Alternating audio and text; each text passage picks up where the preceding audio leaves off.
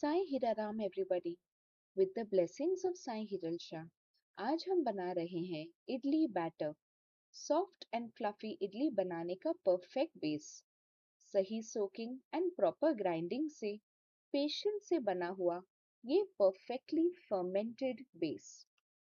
इसके इंग्रेडिएंट्स हैं idli rice, poha and उड़द दाल। इसे बनाने का तरीका।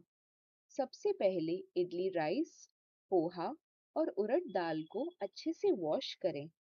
8 घंटे के लिए इसे सोक करने के लिए रख देना। 8 घंटे बाद एक्स्ट्रा पानी निकाल लीजिए और सबको ग्राइंडर में डालिए। अब इसे कोर्स पेस्ट में ग्राइंड कीजिए, ना बहुत पतला और ना ही बहुत मोटा।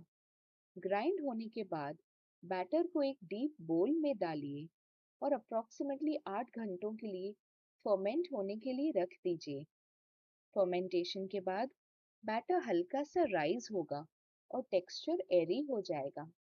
इडली बनाने से पहले बैटर में ऐड कीजिए नमक और थोड़ा सा इनो और जेंटली स्टर कीजिए।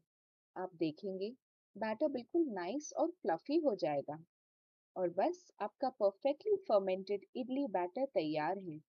सॉफ्ट इडलीज के लिए ये बेस बिल्कुल परफेक्ट है।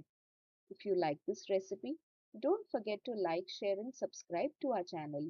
With the blessings of Sai Hiral Shah, we will be back with another beautiful recipe very soon. Sai Hira Ram.